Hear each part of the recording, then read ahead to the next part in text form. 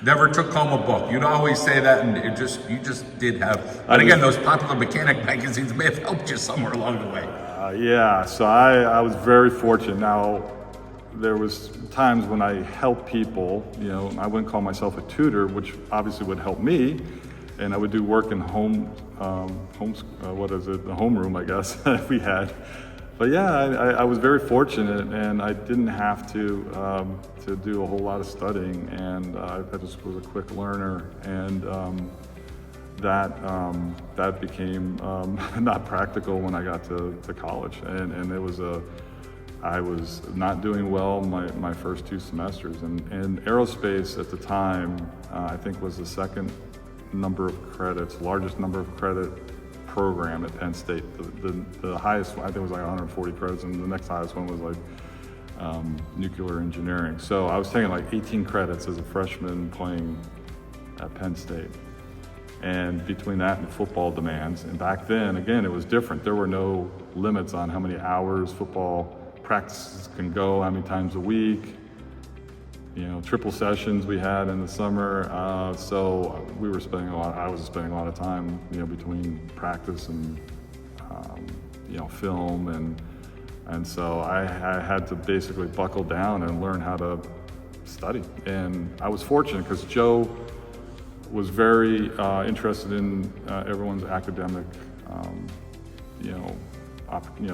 potential, I guess, and so he would do whatever he could to help support, whether it was tutors, and so he instituted a few things at the time which wouldn't go over very well, but in hindsight were valuable. So one of the things he did was he had a mandatory study hall for freshmen.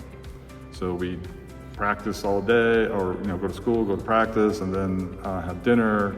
And then after dinner for the next hour and a half, 2 hours, all the freshmen had to be, no matter how well you did in school. Like we had a valedictorian, I think John Wolf was his name, and he still had to be in there. And I, like I said, did well in high school and didn't think I needed it, but I did. And so it basically taught us, you got to set aside time and have this focus on academics. And he had a math tutor and an English tutor in that session every time. And if you needed a unique tutor, which I ended up, like whether it was physics or something like that, they were there the next time.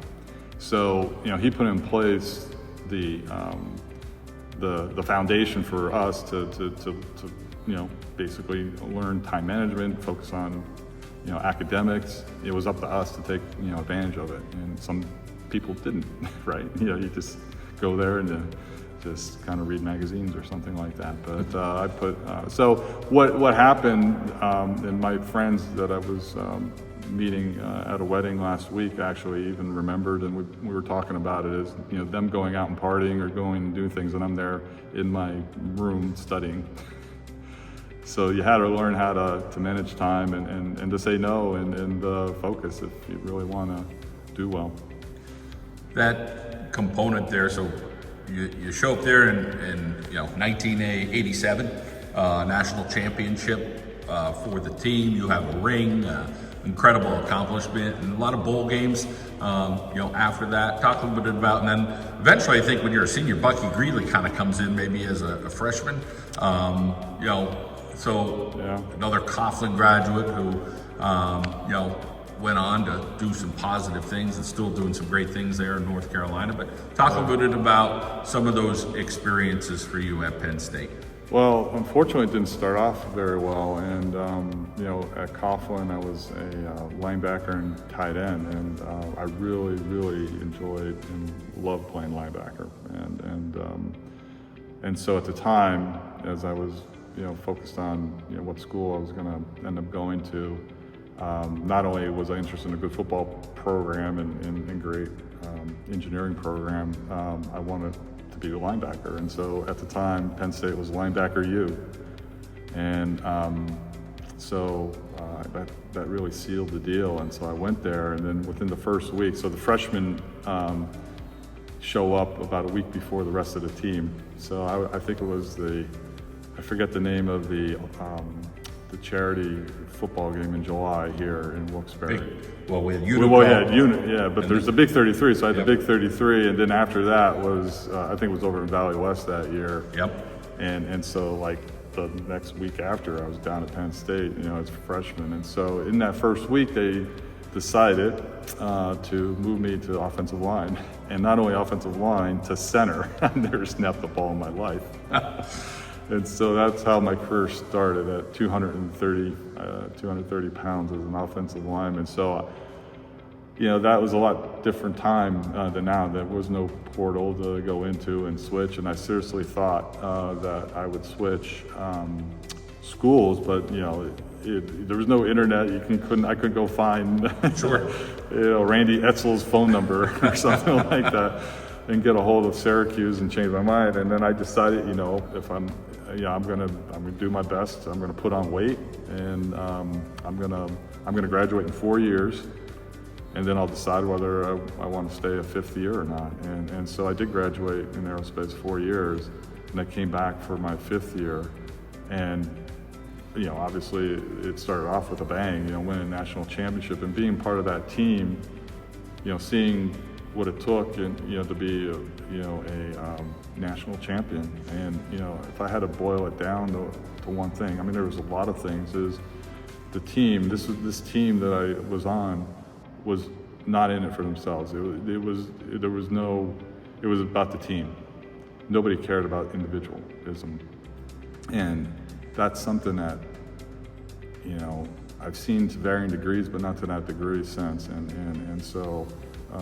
Everybody was focused on winning, and they didn't care if they got the ball, got to play a certain amount of time. There was no one mouthing off in the press. It was all focused. And unfortunately, though, we didn't repeat ever to this date, and it's unfortunate. But it was a great experience. I ended up going to 4 bowl games. I did decide to come back in my fifth year, and I was able to get into graduate school, so I got a master's in aerospace engineering. So my last year of football was my first year of graduate school, and that went well. And that was a tough year. We did play well, but we ended up playing, I think, Alabama, USC, Texas, Notre Dame, Pitt. We had some Florida State, so it was a pretty tough schedule. And that particular year, we ended up going into Notre Dame, who was ranked number 1. I think we were like 10 or 12 or something in that 10 to 20 range. They were number 1, and we were losing at halftime. We came back and beat them. So that was, besides the national championship game, which I didn't play in, for me, that was kind of the high mark of my career there, is winning that game at Notre Dame, coming from behind. So, great experience. And Joe, like I said earlier, was really interested in us as what we were going to do as a second act after football. And I know various people, my brother-in-law and others on the team, who decided, that they would like to stay in school, get an MBA or something like that. He was willing to pay for their graduate education if they were, going to be like helping out in various ways. So like scouting and breaking down film and things of that nature. Me, my second year in grad school, he paid for it. And what I did was I was asked to basically help out. There was a small group, like 3 or 4 people, that were focused on the football players' education, and so they would look at the classes they were taking and their GPA, and then where I fit in was I was asked to go in to the classes and do sort of a audit and spot check that they were showing up at the class. So I would end up getting all the schedules for the classes, and then there were a few people that were kind of on the bubble, not doing well, and say, hey Dave, you go and see if he's at that class, because that's the first thing to do if you want to do well in school, is go to class. You can't just sit in your room. So I would do that, and I would talk to the player, and then in the locker room, I would end up talking to him about, hey, this is your quiz score. Why didn't you do well, and what can we do differently? So I wouldn't say I was a counselor, but I was focused on helping them do well in school. So Joe was, again, like I said, interested in their education, and he was also interested in my success.